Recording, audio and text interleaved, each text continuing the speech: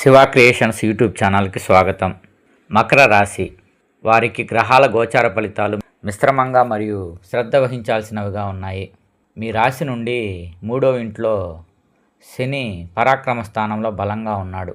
ఇది మీకు మంచి ధైర్యాన్ని, పట్టుదలను ఇస్తుంది. గురు శుక్రులు మీ రాశి నుండి 6వ ఇంట్లో సంచరిస్తున్నారు. శుభగ్రహాలు 6వ ఇంట ఉండటం వల్ల ఖర్చులు మరియు పోటీలు పెరుగుతాయి. మీ రాశి నుండి సూర్య బుధులు 5వ ఇంట్లో బుధాదిత్య యోగాన్ని ఇస్తున్నారు. కుజుడు మీ రాశి నుండి 4వ ఇంట్లో స్వక్షేత్రంలో ఉన్నాడు. ఉద్యోగస్తులకు 3వ ఇంట శని బలం వల్ల ఆఫీసులో మీ పనులను పట్టుదలతో పూర్తి చేస్తారు. అయితే 6వ ఇంట గురు శుక్రుల ప్రభావం వల్ల సహోద్యోగులతో లేదా పోటీదారులతో కాస్త ఒత్తిడి పెరుగుతుంది. మీ పనితీరుపై పై అధికారులు నిఘా పెట్టే అవకాశం ఉంది కాబట్టి నిర్లక్ష్యానికి తావివ్వద్దు. వ్యాపారంలో లాభాలు సాధారణంగా ఉంటాయి. కొత్త పెట్టుబడులు పెట్టేటప్పుడు లేదా ఎవరితోనైనా ఒప్పందాలు చేసుకునేటప్పుడు అనుభవజ్ఞుల సలహాలు తీసుకోవడం మంచిది.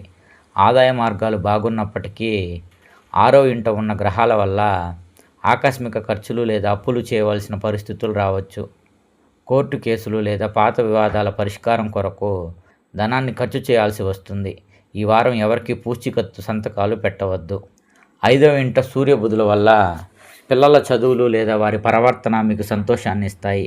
అయితే 4వ ఇంట కుజుడు వల్ల కుటుంబంలో చిన్నపాటి కలహాలు లేదా మనస్పర్ధలు వచ్చే సూచనలు ఉన్నాయి. మీ జీవిత భాగస్వామితో లేదా తల్లిగారితో మాట్లాడేటప్పుడు శాంతంగా ఉండటం చాలా అవసరం. ఇంటి వాతావరణంలో కాస్త ప్రశాంతత లోపించవచ్చు. 6వ ఇంట్లో గురు శుక్రుల సంచారం మరియు 4వ ఇంట కుజుడు వల్ల ఆరోగ్యంపై ప్రత్యేక శ్రద్ధ పెట్టాలి.